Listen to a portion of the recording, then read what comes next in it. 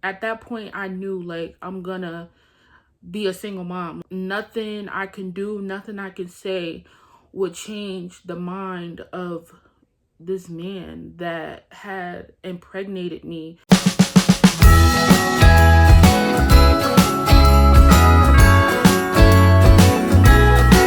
Hey guys, welcome and welcome back to my channel. It's your girl Tiana back again with another video.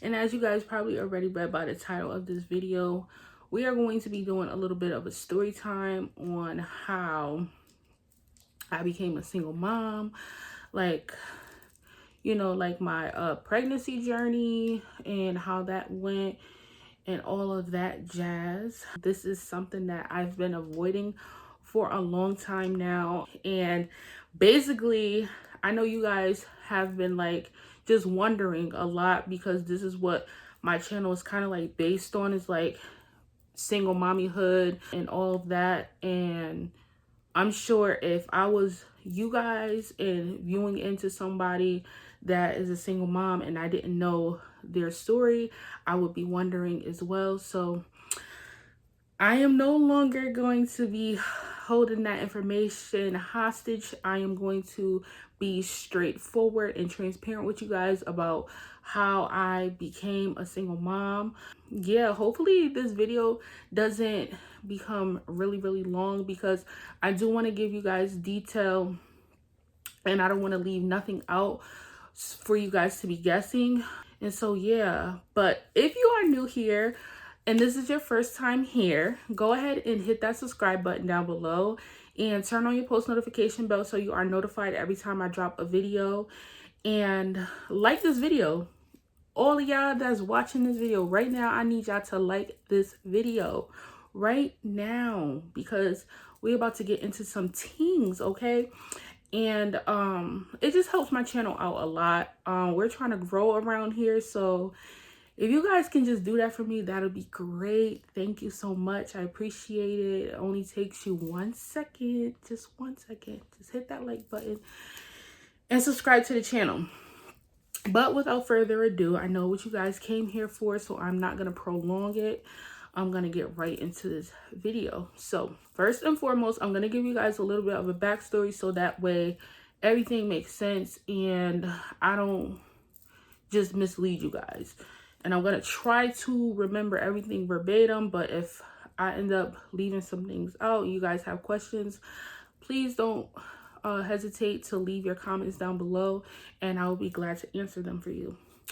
So anywho, backstory. So I met my son's father, I want to say back in 2014, maybe 15. I was 17 years old at the time, and he actually reached out to me on Facebook, and we you know, exchanged numbers and stuff. We spent some time together, getting to know each other and stuff like that, and we were just like, you know, friends at the time or whatever. And we were like on and off, like, you know, we would spend time, a lot of time together at one point, and then at some other points we would end up putting our attention into other things, and then we would just always end up finding our way back to one another. So 2017, we ended up getting serious. We ended up into a relationship where one thing led to another, basically. And at the time I was working for Burlington Coal Factory as a part-time sales associate, and he was working as a maintenance worker at like a housing facility or something like that. So we were both employed at the time. I want to say around August or so of 2017 is when I guess he had lost his job or quit his job. I'm still not sure to this day on actually what happened, but anyhow, he was out of a job. And so I was still working, still doing my daily duties as, you know, anybody would. So I want to say his job search went on for about a couple months before, you know, I had just gave up helping him, because I was helping him when he ended up losing his job or quitting his job, whatever the case may be. I was helping him, and I just kind of like just gave up and was like focusing on myself. We were spending a lot of time together, of course, because we were in a relationship. He would come to my house and I would go to his grandma's house. That's where he would stay a lot. And we would just be kicking it all the time. So, you know, he was worried about whatever he was doing, and I was worried about me. So the job thing wasn't a problem for me at the time. It wasn't a problem because he was doing his own thing and I was doing my own thing, you know, still working, taking care of me. So fast forward, I want to say, yes, fast forward to December of 2017. I think this was the last time before the new year. We had ended up doing the whatever, you know, grown people stuff or whatever. And by then, you guys, I was 20 years old in 2017. So I was 20 years old in 2017, and I believe he was 22. Like, I think it's like a 2-year difference. Yeah, he was 22. And after that had happened or whatever, I remember he would always tell me, even throughout our relationship, he would always be like, you know, you're going to have my baby one day and all of this, that, and the third or whatever.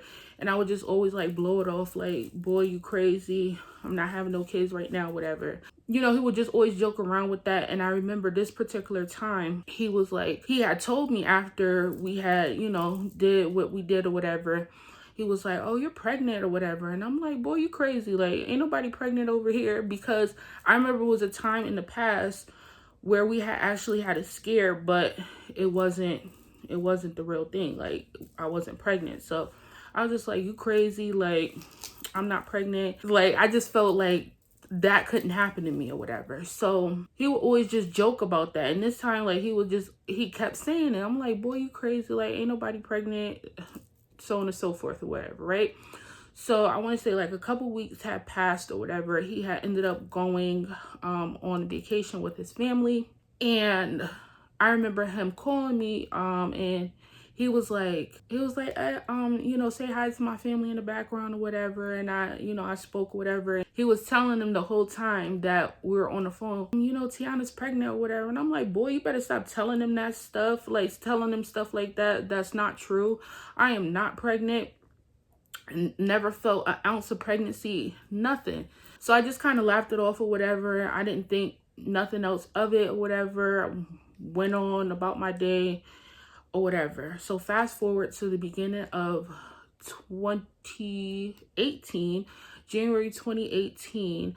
I remember being at work, man, in the fitting room. So I was back there that day working, and I just remember sitting on the floor, and this was odd. This was random. Like, this had never happened to me before. I was sitting on the floor and I was just holding my stomach, and I was just like, my stomach hurt so bad. Now, mind you, pregnancy was the furthest thing from my brain. Like, I was not thinking that I was pregnant at all. I was just thinking that maybe it was like really bad period cramps. And me not knowing, pregnancy cramps and period cramps are a lot similar in the feeling. I was just like, you know what, these are probably period cramps. My period is probably on its way. Hopefully it just goes away or whatever. So that whole time I'm at work, I really could not function, like, because I just kept feeling this pinching, cramping feel in my stomach. And I was just like, God, I just wish it go away. And I had some friends that were working there at the time, and they were like, T, are you okay? Do you need anything? And I would be like, no, I'm fine or whatever. So eventually I just got fed up with the feeling. I got fed up. And so I called my son's father at the time, who obviously wasn't my son's father because I didn't even know if I was pregnant or not. So I called him and I was like, you know, I'm having these really bad cramps. I don't feel good. I just wish I could go home or whatever. And at the time, I only had a few hours left to go on my shift. So he was like, you know, just wait it out or whatever. But then he threw in a little comment about, oh, you could be pregnant. I'm like, boy, you crazy. Like, ain't nobody pregnant. Like, it's probably just my period about to come on. So I ended up getting off the phone with him, and I was just looking up the symptoms of like pregnancy and, you know, period cramps. And it was saying like period cramps and pregnancy cramps are kind of like similar in the way that they feel. So I'm like, oh, it's probably just my period about to come on or whatever. And before I had even got off the phone with him, I was like, when he had spoke about pregnancy, I was like, I don't know, but I'll take a test within like the next couple of days or so, because I know my period is supposed to come on. So later that night, I ended up getting off of work, and I just couldn't even think about going another few days with this annoying pain. Like, I had to figure out what it was. So something told me like, just get a test. So I got a test, and I went home and I took it. I followed the directions on the packaging, and I sat there for a little bit, just like, you know, shaking my leg, like just praying that it would come back to be negative, right? So eventually it was time for me to look at the test, and I looked at the test, and boom, it was two lines, not faint lines. There was two really dark lines. And so I was like, oh my gosh, like, I didn't start to panic or anything. I was just like shocked. I was like really shocked. I was like, oh my gosh, like, this can't be real life. So, you know, I just had to get myself together or whatever, because I knew at that point, like, now I got to tell my mom. I didn't want to tell her, but I knew eventually I would have to tell her. So I was like, it's better kind of like now to tell her than to tell her later, because eventually she's going to find out. So I ended up leaving the bathroom, and that day it was just so funny because she was actually sitting in the living room.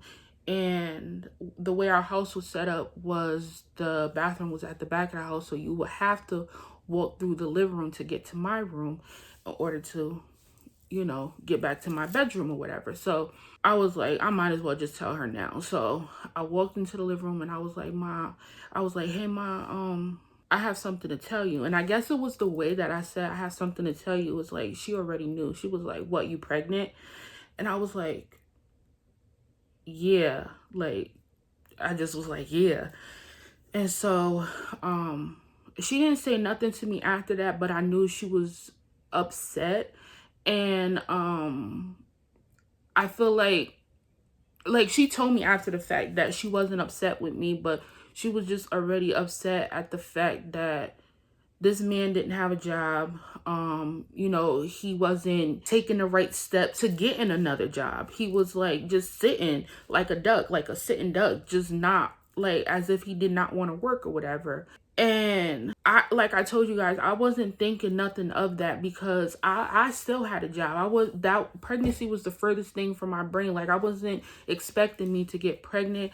Yes, I wasn't using protection and stuff like that, but I don't know why I was just oblivious to the fact that I couldn't get pregnant. But everything is a learning lesson. So she was just telling me that she was upset that he didn't have a job, and she knew that she would be the one basically taking the place of him, because he's not going to be supportive. So that happened or whatever, and then I ended up going into my room, and I just sat there for a little bit, and I thought to myself, like, this is real life.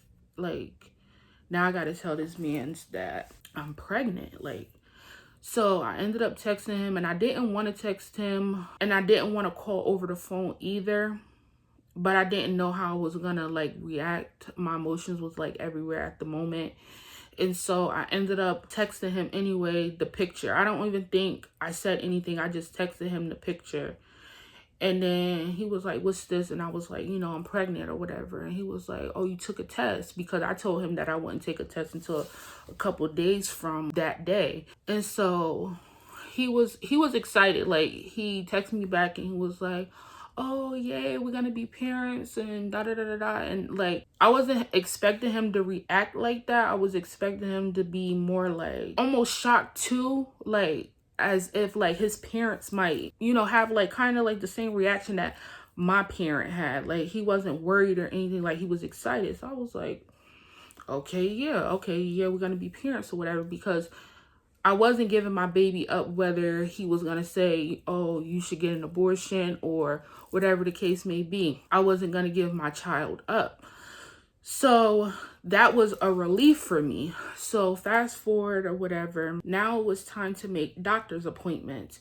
And so I made my first doctor's appointment, and we went. They confirmed that I was pregnant. They gave me the paperwork. They asked us a few questions about, our family history, just so that way we would know, like, if we would have any problems with the pregnancy down the line or whatever, right? So we went and we did that.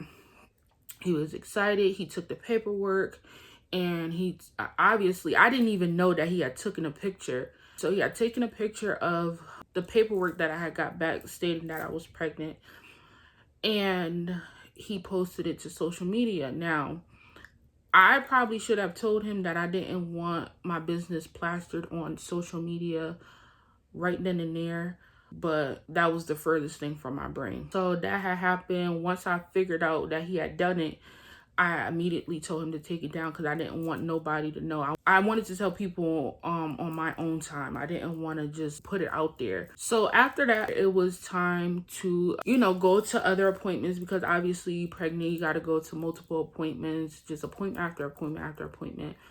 And like I told you guys, this man's was not working. He was not working. So what else are you doing with your time?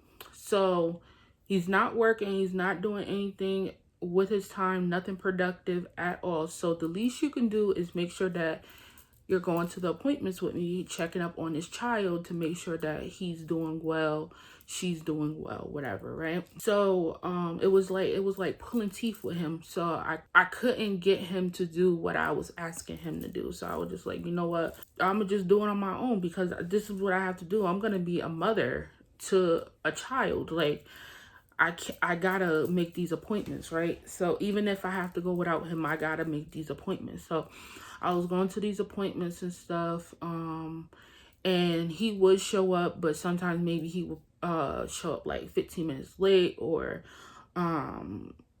he would come to the appointments and he would sit in a chair, just slouching, not wanting to hear what the doctor was saying. And it was just emotionally draining. So at that point, I was just like, you know what?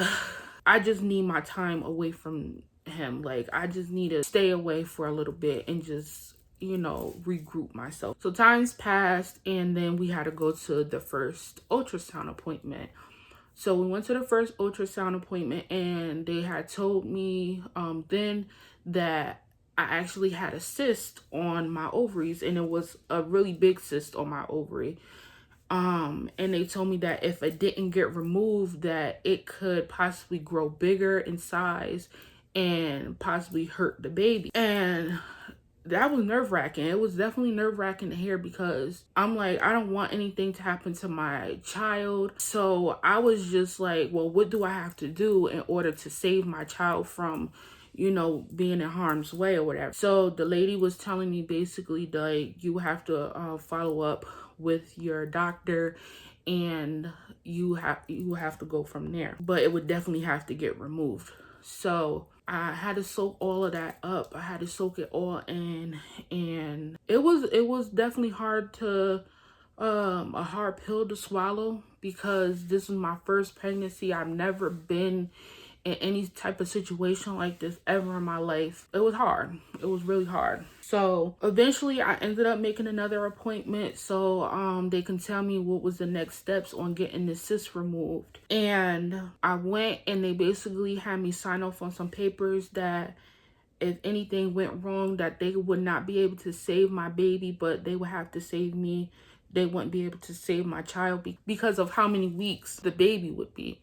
So at the time, I think I was maybe about 12 weeks along when I had to sign off on that paperwork. So I was a wreck. Like, hearing them say that if anything goes bad, that they can't save my child, I don't even know where my head was. Like, I couldn't even stomach the fact that somebody was sitting in my face telling me something like that. And I was just like, I was just praying to God the whole time while having to wait for this procedure to be done.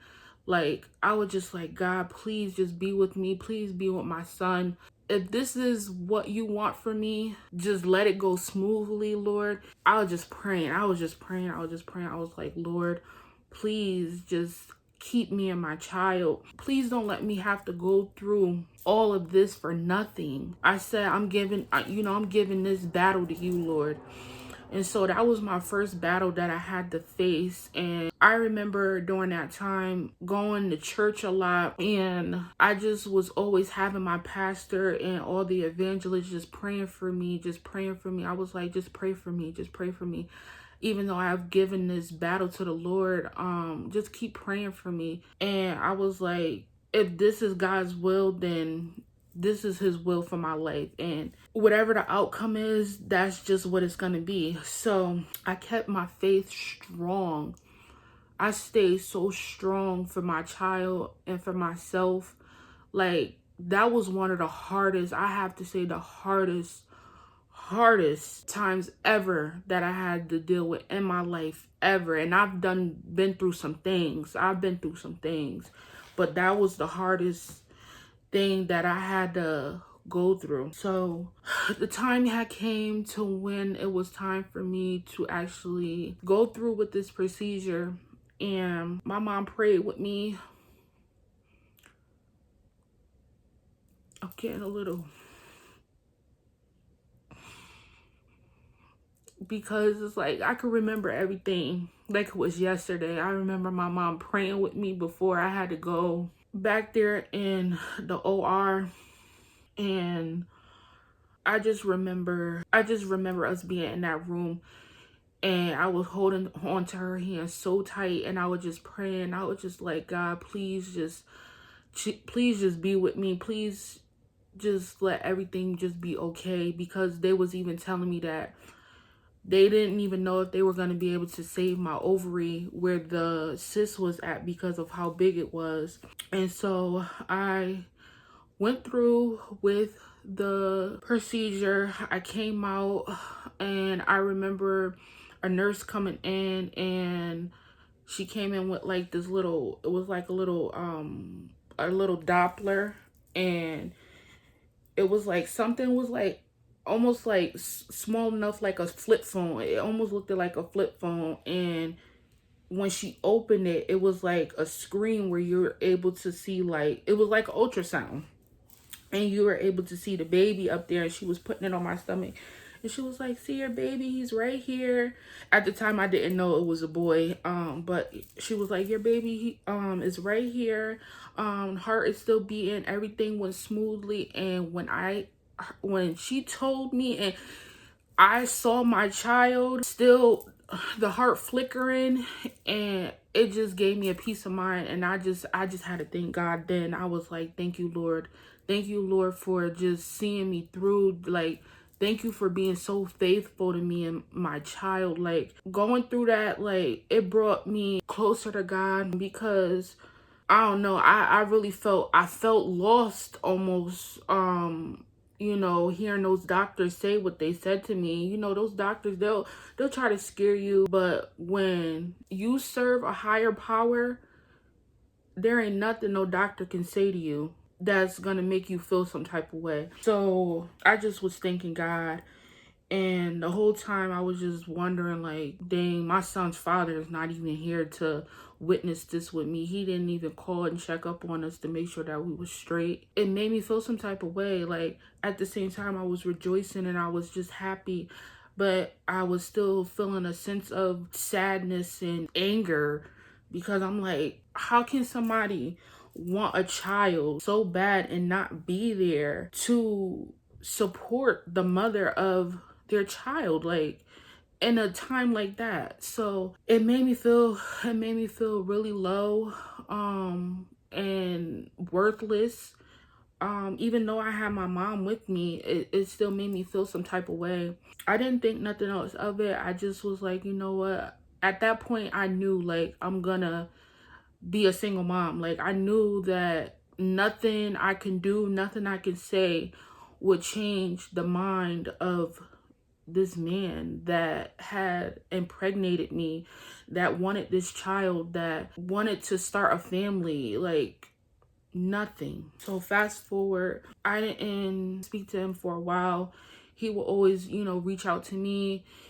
And of course I would give in because I wanted my child to have, you know, their father in their life. So any chance that I can get where I felt like he was trying to make an effort, I will always fall into his trap. So fast forward, April is when I ended up finding out the gender. If it's a girl, I'll be mad. I ain't in front.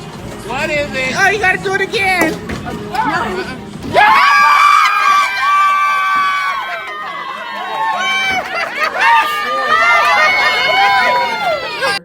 Of my child, and he ended up being a boy. At the gender reveal was just like, I didn't even want him at my gender reveal, but we ended up coming to like an agreement where him and his father will be able to attend, but everybody else from his family, I just didn't want there. I didn't want them there. But you know, I had to turn the other cheek and, you know, just allow him to be there, because at the end of the day, this is his child as well. If I still have videos, I'll insert them on the screen. I'll insert them into this video so you guys can see. But fast forward, he was excited. He was happy that he was having a son. He wanted a son.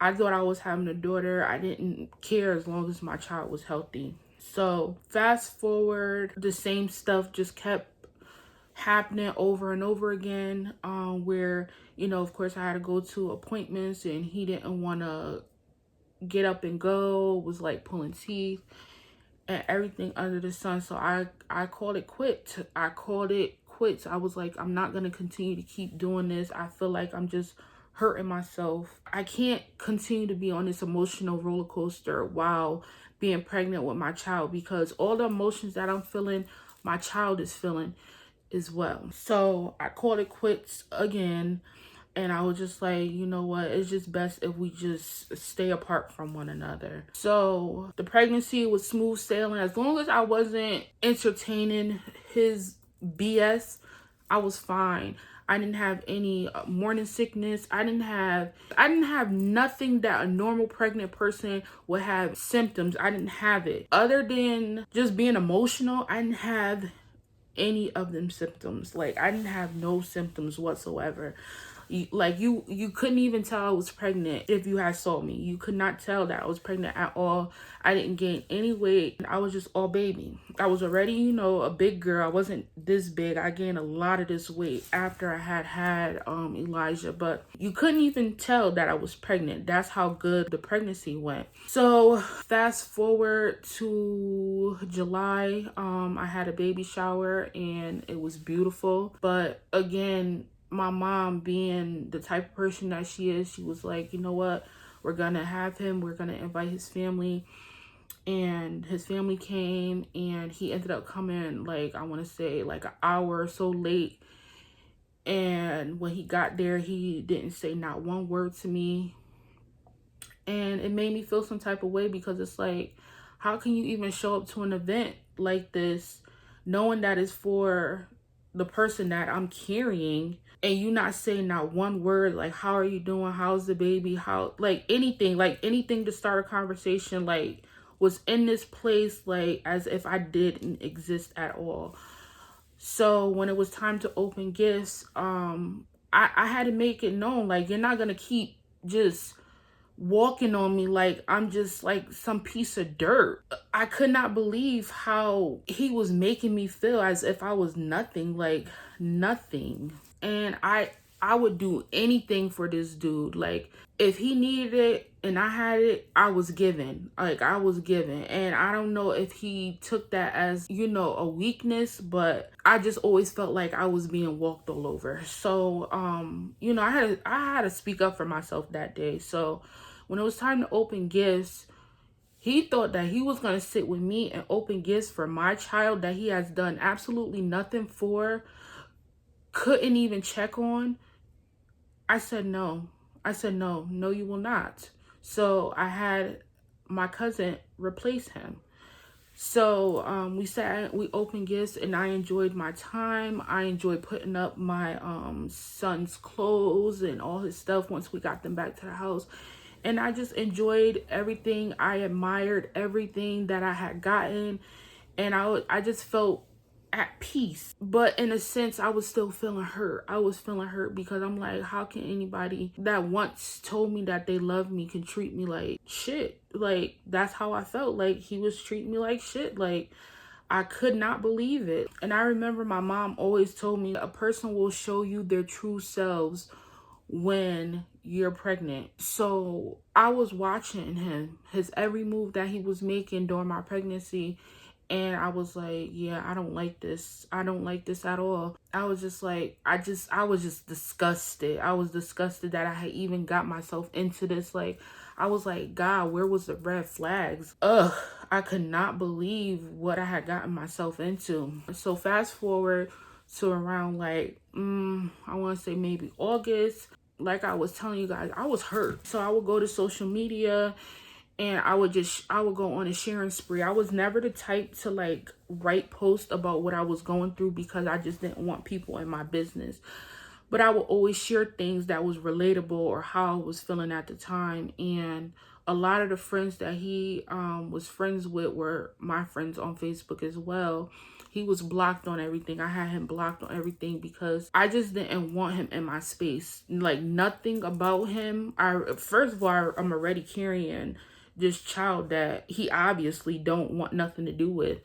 But if anything else that has something to do with him, I don't want to be a part of. So I blocked him on every single last social media website, whatever you could think of, he was blocked on it. So his friends would send the things that I would share to him, and just one time he got on Facebook and he was just calling me all types of different names. It was just ridiculous. He never once called me out my name. So let me put that out there right now. He never once called me out my name, but he would tell me how much he hated me and how much he wished I wasn't his baby mother, and just like really hurtful things like, oh, you're gonna be a single mom. And I just couldn't believe like the stuff that was coming out his mouth. And I was just like, we said some really hurtful things to one another. Like, I had said some hurtful things that I will not say again, but I let him have it too. And I was very immature around that time, but I was also hurting from all the hurt that he had caused already throughout my pregnancy. After that, I made up my mind that